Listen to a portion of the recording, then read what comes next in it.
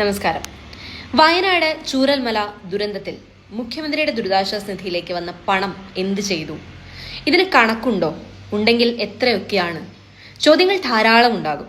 ചോദ്യങ്ങൾ കേൾക്കുമ്പോൾ അല്പം കോംപ്ലിക്കേറ്റഡ് ആണെന്ന് തോന്നുമായിരിക്കും.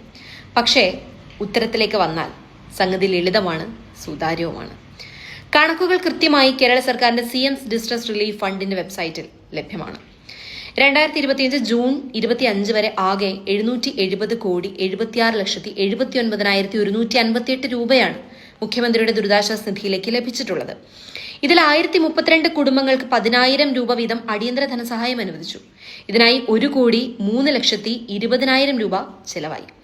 ജീവനോപാധി നഷ്ടപ്പെട്ട കുടുംബങ്ങൾക്ക് ഒരു വീട്ടിലെ 2 പേർക്ക് വീതവും, രോഗികൾ ഉണ്ടെങ്കിൽ 3 പേർക്ക് വീതവും 300 രൂപ വെച്ച് 9 മാസത്തോളം 2,218 പേർക്ക് നൽകി.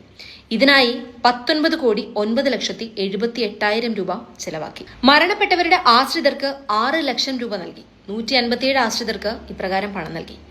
9,30,00,000 ഇതിനുവേണ്ടി ചെലവായി. ഒരാഴ്ചയിൽ താഴെ ആശുപത്രിയിൽ കിടന്ന 8 പേർക്ക് 5,400 രൂപയും അതിൽ കൂടുതൽ കിടന്ന 26 പേർക്ക് 16,000 രൂപയും നൽകി. ഇതിനു പുറമെ ഗുരുതരമായി പരിക്കേറ്റ 34 പേർക്ക് 7 ലക്ഷം രൂപ നൽകി. ആകെ ഈ ഇനത്തിൽ 21,59,000 രൂപ ചെലവായി.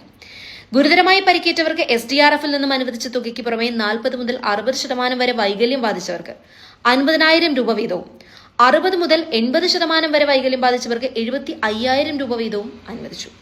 174 പേരെ ശവസംസ്കാരം നടത്തിയ സമയത്ത് 10,000 രൂപ വീതം ആശ്രിതർക്ക് നൽകി. 17,40,000 ഇതിനുവേണ്ടി ചെലവായി.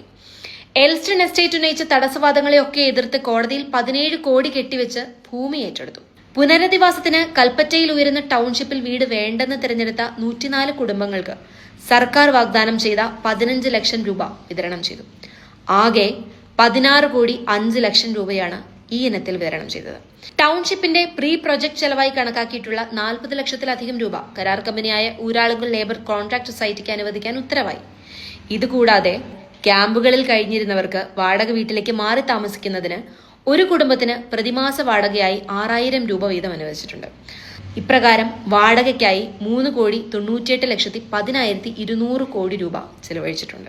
സൈന്യം രക്ഷാപ്രവർത്തനം നടത്തിയതിന്റെ പേരിൽ കേരളം നൽകേണ്ടി വന്ന 100 കോടിയിലധികം രൂപ, പ്രധാനമന്ത്രിയുടെ വയനാട് സന്ദർശനവുമായി ബന്ധപ്പെട്ട് വന്ന യാത്രാ ചെലവ്, ഇതെല്ലാം കേരള സർക്കാരാണ് നൽകിയത്. പുനരധിവാസവുമായി ബന്ധപ്പെട്ട സർക്കാർ നടപടികൾ പുരോഗമിക്കുകയാണ്. സർക്കാർ കൃത്യമായ വീക്ഷണത്തോടെ മുന്നോട്ട് പോവുകയാണ്. അതുകൊണ്ട് തൽക്കാലം മാധ്യമ വാർത്തകൾക്കും കുബുദ്ധികൾക്കും ചെവി കൊടുക്കാതിരിക്കാം. കൃത്യമായ വിവരങ്ങൾ നിങ്ങളുടെ വിരൽത്തുമ്പിലുണ്ട്.